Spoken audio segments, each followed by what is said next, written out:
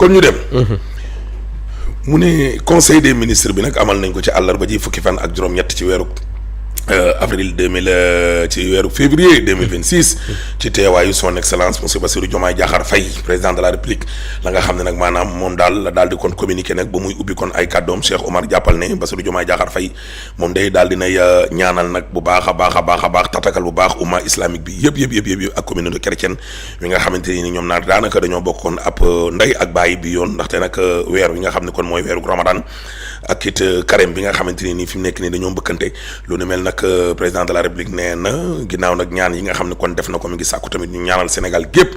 jàmm ak salaam solidarité jàppal ma jàpp prospérité naataange ak lu ni mel loolee nag tax na daal ba fi mu nekk nii nee na rafetlu na bu baax a baax li dox kon ci diggante suñ mbokk chrétiens yi ak jullit yi di dialogue interreligieux bi nga xam ne kon moom moo am Sénégal gi te la ko gën a renforcer nag bokk na ca daal wàllum état bi nga xam ne kon fi nekk nii ma nga taxaw nag ci lépp loo xam ne kon dafa xeetoo ak wàllum njàmmuk yàlla gi lu ni mel nag jaare ko ci délégation générale aux affaires religieuses moom nag président de la république daal dinay fàttaliwaat bu baax a baax ne gouvernement bi day pare na nag ngir gunge li nga xam ne kon moom mooy communauté yi ci waxtu yi nga xamante ni moom moo mel ni leen nag nga xam ne kon wàllub diine lañ cay daal di kon waxtaanee mu ne le chef de l'état daal dinay sàkku nag bu baax a baax ñu gën a kon kattanal lépp loo xam ne kon dafa xeetoo ak wàllum diine nekkoon fii ci biir réew mi moom président de la république nag ba mu jógee ca loolee dellu sene nag ci lu jëm kon ci wàllum action territoriale nguur gi ak évaluation di xayma gi nga xam ne kon war nañ ko caa def président de la république Bassirou Diomaye Diakhar Faye daal dinay xamal conseil bi ne leen fukki fan ak ñaar ci weeru février 2026 daal dinay amal ab séminaire boo xam ne moo gouverneur yi jóge ci région yi kon ñoom ñoo ko seq ci teewaayu premier ministre Ousmane Sonko ak ay membres yu bare yu bokk ci gouvernement bi di ay ministre daal dinay féliciter nag ministre de l'intérieur ak sécurité publique ak gouverneur yi jógee kon ci région yëpp daal di kon dikk nag ci qualité wu liggéey bi nga xam ne kon doon nañ ko def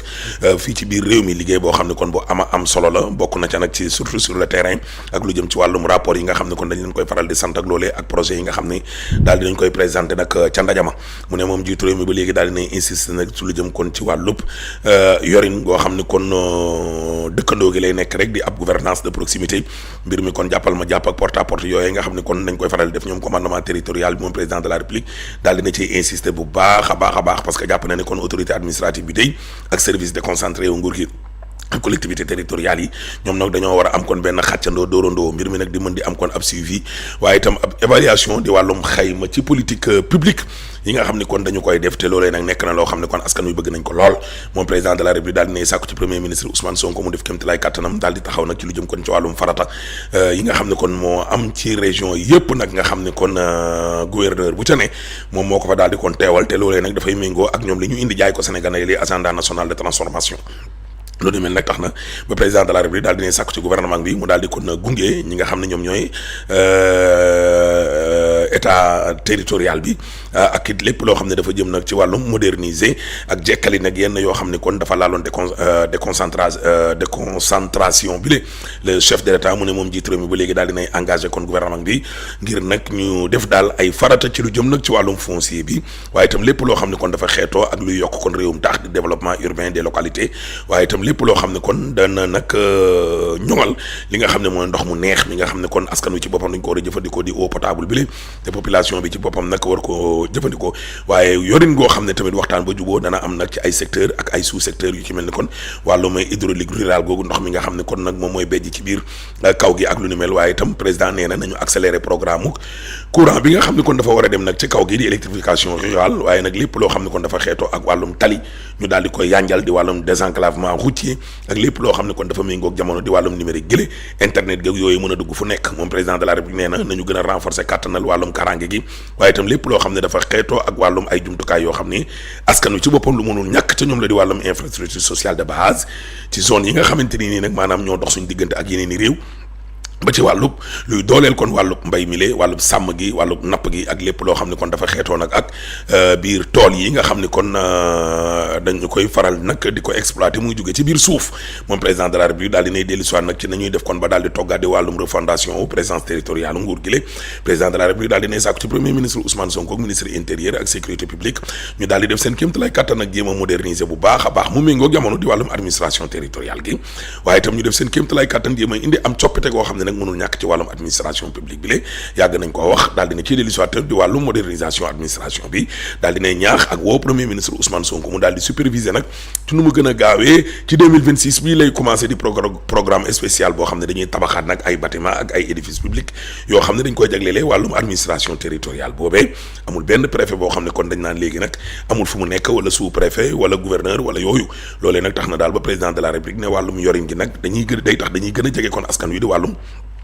gouvernance de proximité boobee loolee nag dana tax daal ba lépp loo xam ne dafa xeetoo rek ak alalu buur di wàllum service public yi nekk ci biir réew mi daal mbir mi mën a nag ñool ci geneen wàll ba léegi daal dinay woon ak ministre intérieur ak sécurité publique di Bamba Cissé mu daal di def kéemtalaay kàttanam nag ngir daal ñuy amal saa su ne régulièrement ay conférence régionale yoo xam ne nag dañuy bëgg di xayma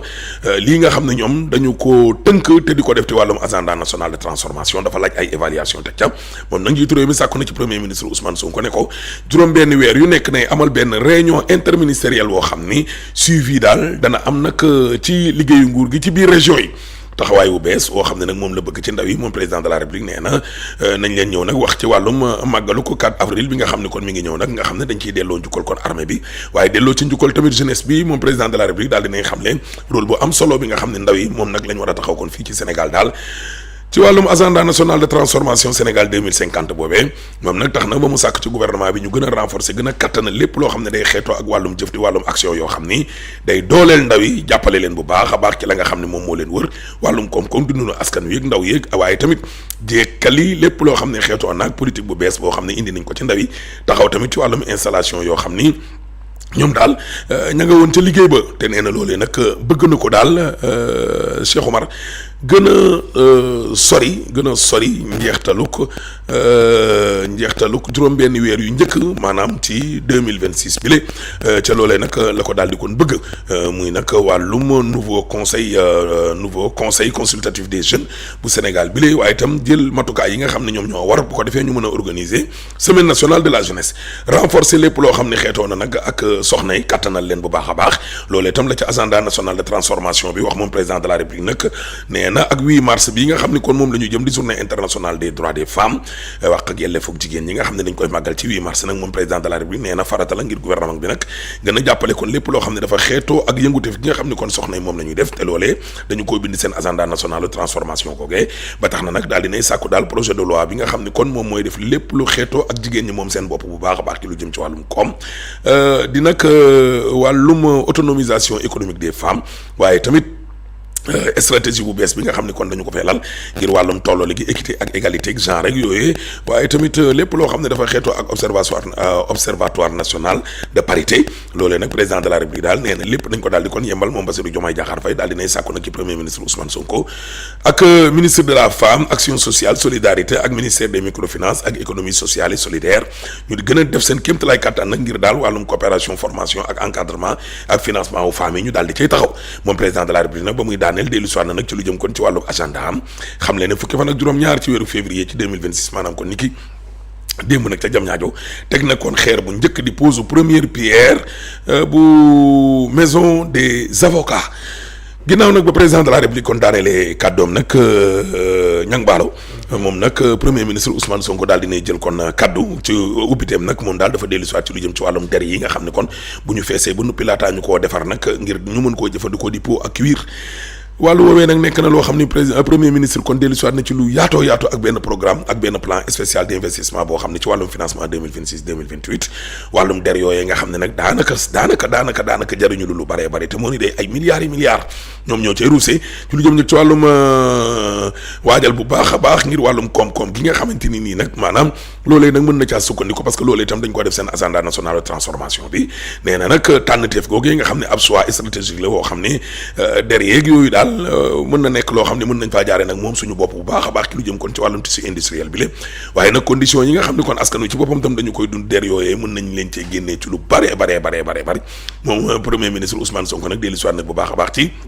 nan lañ war a jëfandikoo kon wàllum der yooyee ba dootul yàqu waaye nag lépp loo xam ne xeetoon nag defaraatuk biir réew mi di wàllum aménagement du territoire ak stratégie industrielle bi nan la ca der yooyee kon mën a participer moom premier ministre Ousmane Sonko nag daal dinay xam ne Sénégal day maanaam mi ngi kattan goo xam ne nit ñi dañoo yaakaar ne sax kon xanaa nag dañu koo xamul ci lu jëm kon ci wàllum production de peau boobee di wàllum der yi ndaxte nag xam nga ne loolee dafay jógee kon ci wàllum sàmm gi di wàllum élevage waaye élevage lan la nag yeeg maanaam xar yeeg bëy yeeg lapin yeeg ñoom caprin ñoom in seen ak ovin ak bovin loolee nag tax na daal ba fi mu nekk nii la nag moom premier ministre Ousmane Sonko nee na am nañu am kattan goo xamante ni nii nag am na fu mu yem ndax te lu ci tolloog téeméer boo jël juróom-ñaar fukk di 70% ci ay deru Sénégal yi nga gis kat yoo xam ne kon defaraguñ ko dara noonu daal lañ koy jàppee rek nag di ay noonu valeur brute ba noonu la ñu koy jëlee rek daal di kon yenu nag daal di koy yóbbu kon ca bitim réew te nee na nag loolee la muy mandargaal rek mooy ne nag liggéey ba nga xam ne kon moom lañ ca waroon def kon fi mu nekk nii dafa informel lool defuñ ko ca ci wàllum transformation soppite ko local gi loolee nag tax na ba premier ministre Ousmane Sonko mu ne ak ñin suñu wàllum jur gi di cheptel gi kattan gi nga xam ne kon am na ko lool nag wàllum un savoir faire artisanal googee nga xam ne dañu koo nangu nag xam naa ne mbir mi daal war naa mën a weesu fii nga xam ne kon foofee la nekk ndax téeméer boo jël nag juróom dong maanaam loolu lu ñuy jëriñ mu nekk nag loo xam ne daal ca dëgg-dëgg daal war nañ koo mën a weesu ndax ñin li ñu am ci wàllum der yeeg yooyu yaatu na genn xeetoog yaatu goo xam ne kon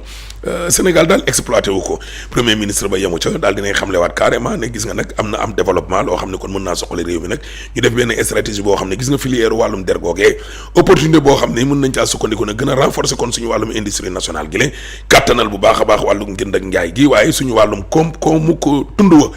économie locale bi ci boppam der yi daal mën nañoo defar lu bëree bëri waaye lépp loo xam ne dafa xeetoo ak wàllum industrie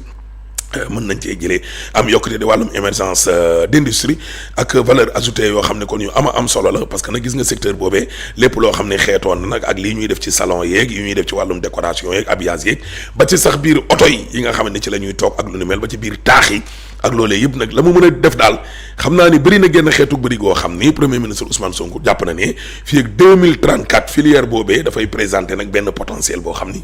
ëpp na 130 000 emplois téeméeri junni ak fanweer ci ñoo xam ni kon mën nañ caa am liggéey ci formel bi la c'est chiffre d'affaires ba nag mën naa toll ci 1549 milliards wàllum der googee fii ak 2034 kon nag premier ministre bi daal jàpp na ne loolee nag tax na daal ba fi mu nekk nii war nañ caa dugal ñëpp ngir wàllum kàttan gi le kon mën a nekk loo xam ne luy jëriñ ndaw yi la ak soxna yi waaye itam def suñ kéemtalaay kàttan nag ba nga xam ne la muy indil suñu biir gox-goxaan yi ruq-ruqaan yooyu nga xam ne foo dem fii nii ñu ngay jëfandikoo wàllum dergeeg yooyee gis nga ay ngaay ak yooyu waaye daal xam naa ne lam ñuy jariñ koñ des na ba tax na premier ministre bi nag daal dinay dellu soit ci lu jëm kon ci wàllu wooyee ba léegi ne leen nag ak gox-goxaan yi nga xam ne kon moo xam nag pôle territoire centre ak ouest yooyee yëpp nga xam ne nag nekk na loo xam ne der yi daal nañ fa mel daal bu ñu defee suñ kéemtalaay kàttan indi modernisation ci wàllum production bi dana yéegal comme gamme industrielle bi moom premier ministre bi nag daal dinay dellu soit bu baax a baax ci lu jëm ci wàllum horizon 2050 googee ak nag lu jëm kon ci wàllum der yi ba léegi nii la kon foofee la togg geeg lépp loo xam ne kon danañu ko moderniser ak ni ñu koy defaree nii gis nga der yi ni ñu koy defaree nii dañ ko war a def ba mu méngoog jamono moderniser koog loolu loolee nag dana tax ba la nga xam ne nee nañu moom la ñuy jël di ko yóbbu ca bitim réew loolee dootul dem ndaxte nag bu boobaa kon dina am lu am njariñ loo xam ne kon ci suñu wàll économie bi ak industrie yeeg yooyu kon dana ko togg ak zone industrielle yeeg artisanale yeeg yooyu ci wàllum derge ba tey jëlee ba tax na nag premier ministre Ousmane Sonko daal la mu jàpp rek mooy daal dinay sàkku ci ministre ñu dénk lépp lu jëm ci wàllum finance ak budget di Cheikh Diba ak ministre industrie commerce Serigne Gueye Diop ak ministre agriculture Mabouba Diagne élevage ak souveraineté alimentaire ak ministre collectivité territoriale ak aménagement du territoire Bala Moussa Fofana ñu jël nag seen kéemtalaay kattan daal bu ko defee partenariat public privé nees def nag ba daal di koy kattanal bu baax a baax ci zone économique spécial yooyee ñu daal di cee taxaw moom premier ministre nag daal di nay engagé kon ministre yëpp ñu def seen kéemtalaay kattan jël ay mesures ngir daal taxaw ci projet yi nga xam ne kon nag wàllum deree gi mën nañu jural ak indil lu xéewal kese ci lu jëm ci wàllum politique publique ba ak stratégie nationale d'investissement yooyu nga xam ne kon day dugg kon ci wàllum PPP ji partenariat public privé ak investissement privé moom nag premier ministre bi ba léegi ne leen nag bu mu duggee daal dem ci wàllum mbay mi nag dee na daal war nañoo gaaw finaliser gën a sori ci weeru mai 2026 orientation yu mag yi nga xam ne kon moom la ñu defoon nag ci wàllum subvention yeeg wàllum foncier bi suuf si yi nga xam ne dañ koy joxe nit ñi war cee bay wàllum production beeg industrie yeeg ak jàppale bi nga xam ne kon war nañ koo jàppale nag baykat yi ak wàllum infrastructure tali yeeg yooyu ak partenaires yeeg yëpp moom nag premier ministre bi daal di nay dellu soit moom Ousmane Sonko ci lu jëm nag ci wàllum ministère de la justice Ousmane Sonko nee na dafa bëgg nag mu daal di koy defaral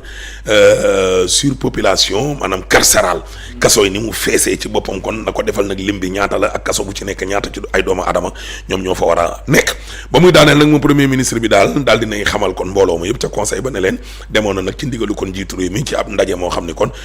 chef de gouvernement yi ak Union africaine googee kon ñoo ko doon amal nag ca Addis Abeba 14 ak 15 février 2026 googee ginnaaw ga nag la daal di xam le ne dana ànd ak gouvernement bi yëpp ci ñaar fukki fan ak ñeent ci weeru février bii di ñëw dem ca assemblée nationale ngir nag yooyee muy def ci ñetti weer yu ne ci question d'actualité ba mu daanelee nag Cheikh Oumar jàppal ne ministre transport terrestre ak aérien ak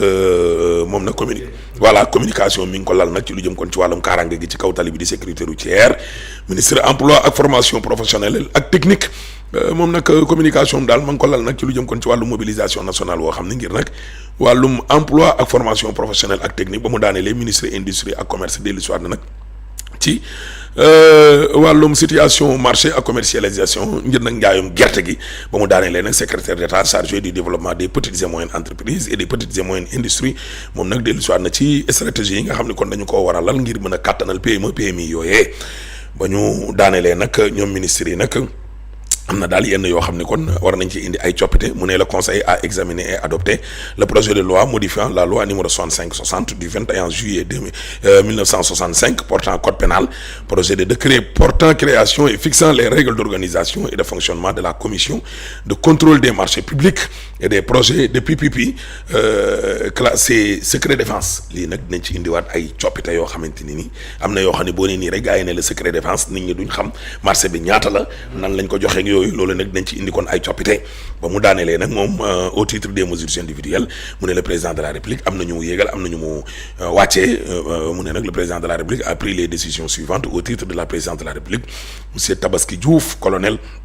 est nommé président du conseil de surveillance de la haute autorité des aéroports du Sénégal, AS, en remplacement de monsieur Babacar Diagne, au titre du ministère de l'intégration africaine, des affaires étrangères et des Sénégalais de l'extérieur. Monsieur Salomon Diédhiou, titulaire d'un master en audit et contrôle de gestion, est nommé directeur du centre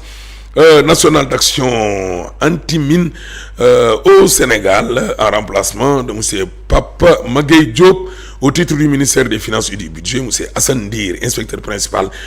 du Trésor, est nommé administrateur du Fonds spécial de soutien au secteur de l'énergie en remplacement de M. Théophile Edouard Amine. M. Mamane Djité, magistrat matricule de solde numéro 636-288G, est nommé président du conseil d'administration du Fonds spécial de soutien au secteur de l'énergie en remplacement de M. Maïssa Diakhaté. Au titre du ministère de l'Éducation nationale, M. Pape Abdou Dia, ingénieur en génie civil et infrastructure, est nommé directeur de la maintenance des constructions scolaires au ministère de l'Éducation nationale, poste vacant. Au titre du ministère des Transports terrestres et aériens, M. Abdoul Aziz Mbodj, enseignant-chercheur, est nommé président du conseil d'administration de la société AIBD SA, en remplacement de M. Pape Abdourahmane Dabo, appelé à d'autres fonctions. Au titre du ministère de l'urbanisme, des collectivités territoriales et de l'aménagement des territoires, M. Pape Abdourahmane Dabo, ingénieur des travaux publics, est nommé directeur général de la Société nationale des habitations à loyer moderne SNHLM, en remplacement de M. Bassirou Kébé. M. Elhaji Mamadou Gueye, architecte, est nommé directeur de l'architecture au ministère de l'urbanisme, des collectivités territoriales et de l'aménagement des territoires, en remplacement de Mme Catherine Marie-Thérèse Saï, admise à faire valoir ses droits à une pension de retraite. Mangok ka nga xam ne moo leen defal na communiqué bi mooy Marie-Rose Khady Fatou Faye, secrétaire d'État auprès du Premier ministre chargé des relations avec les institutions, porte-parole du gouvernement. Très bien. Oh, très bien. leer na nag. bale bi. bale bi amel nañ la njukkal nag. waaye conseil des ministres tamit amel nañ la njukkal parce que. ni nga ko faram-fàccee nii parce que xam nga baax na. ci forme de communication dañu am une communication institutionnelle. dañ jël ay communiqué rek wàccee ko mais xam nga tey bu ñu jëlee communiqué bi génnee ko. waaw mu ñenn ñi dong ci am accès. pour xam dëgg la yan jéego. lu gouvernement bi di def ban gis-gis la gouvernement bi di am. mais tey. bi ñu ñëwee. jéem nañu changer mais pour man quelqu'un comme Ahmed. c'est un excellent relais. wallaay parce que dina tax. ñi nga xamante ni fii ci